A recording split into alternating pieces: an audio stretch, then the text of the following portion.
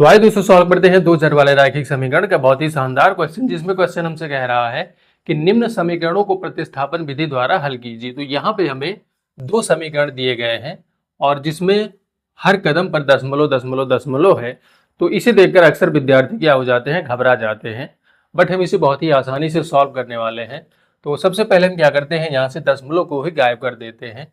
तो यहाँ पे यदि हम क्या करेंगे, दशमलव यहाँ पे एक अंक बाद है, तो दशमलव यहाँ से यदि हटाएंगे तो यहाँ पे हमारा बढ़ेगा 10, और यहाँ से दशमलव हटाएंगे तो यहाँ पे भी बढ़ेगा 10, और यहाँ पे भी दशमलव हटाएंगे तो यहाँ पे भी हमारा हो जाएगा 10।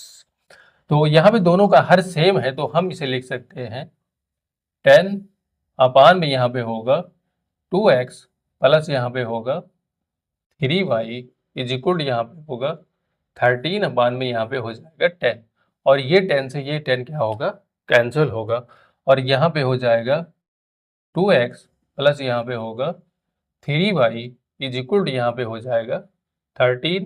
हम मान लेते हैं इसे इक्वेशन नंबर फर्स्ट। एकदम सेम उसी तरह से हमें यहाँ भी करना है। तो यहाँ पे दशमलव हटाएंगे तो यहाँ पे बढ़ेगा 10, यहाँ दशमलव हटाएंगे तो यहाँ पे भी बढ़ेगा 10, और यहाँ दशमलव हटाएंगे तो यहाँ पे भी बढ़ेगा 10। दोनों का हर सेम है, तो यहाँ पे भी होगा 10 ही होगा इसका लासा, और यहाँ पे होगा 4x प्लस यहाँ पे होगा 5y इज इक्वल टू यहाँ पे हो जाएगा हमारा 23 अपान में यहाँ पे होगा 10, और ये 10 से ये 10 क्या होगा, कैंसिल होगा।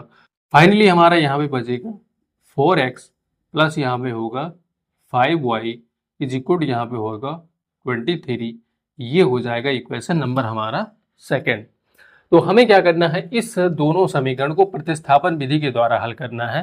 तो प्रतिस्थापन का मतलब होता है कि समीकरण एक या फिर दो से x या फिर y की वैल्यू निकाल कर दूसरे समीकरण में क्या करना होता है, रखना होता है। तो हम क्या करते हैं, समीकरण एक से x की वैल्यू निकाल कर समीकरण दो में रख देते हैं।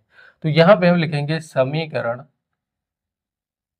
एक से, तो हमें x की वैल्यू निकालनी है, यानी हमें इस साइड में इसे रोकना पड़ेगा। तो यहाँ पे होगा 2x और इसे उस साइड में भेज देते हैं, तो यहाँ पे होगा 13 माइनस यहाँ पे हो जाएगा 3y। यहाँ पे 2 जो है वो मल्टीप्लाई में है, तो उस साइड में जाएगा, डिवाइड करेगा, तो यहाँ पे होगा x इज इक्वल टू यहाँ पे होगा 13 माइनस 3y अपान में यहाँ पे हो जाएगा 2। इसे हम मान लेते हैं इक्वेशन नंबर थर्ड। तो अब हमें क्या करना है, x की जो वैल्यू है इसे हमें क्या करना पड़ेगा, समीकरण सेकंड में रखना पड़ेगा। तो हम यहाँ पे लिखते हैं x का मान सेकंड में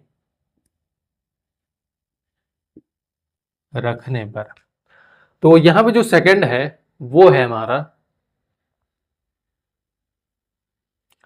तो यहाँ पे हो जाएगा 4, यहाँ 4 है, और x की जगह पर हम रख देते हैं 13 माइनस 3y। तो यहाँ पे होगा 13 माइनस 3y अपान में यहाँ पे होगा 2 प्लस यहाँ पे है 5y इज इक्वल टू यहाँ पे हो जाएगा 23। तो ये क्या होगा, 2 से ये वाला कैंसिल होगा 2 बार में, तो यहाँ पे बचेगा 2।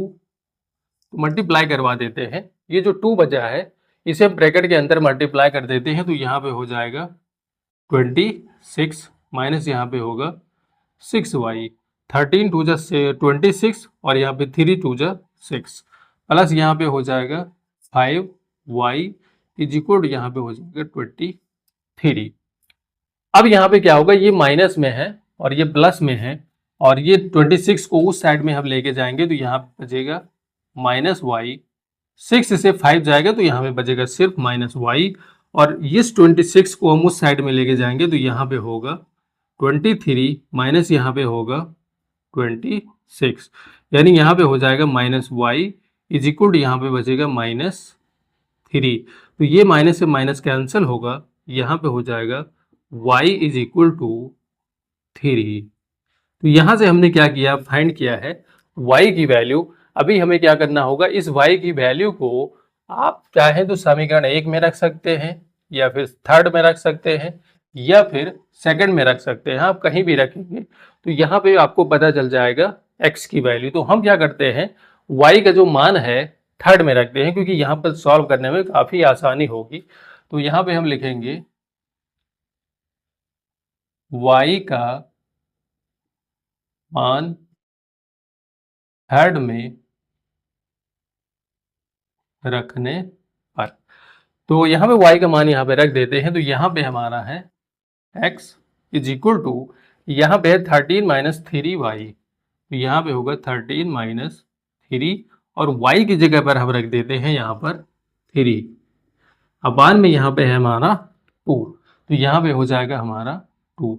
यहाँ पे होगा x, तो ये 13 है, ऐसे ही रहने देते हैं, माइनस इसका जो मल्टीप्लाई होगा ये -9 होगा, अपान में यहाँ पे 2। इसे थोड़ा और सॉल्व करते हैं, तो यहाँ पे 13 से 9 जाएगा, यहाँ पे बचेगा 4, अपान में यहाँ पे होगा 2, और ये इससे कैंसिल होगा 2 बार में, यानी यहाँ पे होगा x इज इक्वल टू, यहाँ पे हो जाएगा 2। इस तरह से आपको क्या करना है, प्रतिस्थापन विधि के द्वारा इस दशमलव वाले सवाल को क्या करना है, बहुत ही आसानी से सॉल्व कर लेना है। आई होप दूसरे क्वेश्चन आपके समझ में जरूर आया होगा, और ऐसे ही प्रश्न के लिए हमारे पेज को फॉलो करना मत भूलिएगा। Thank you.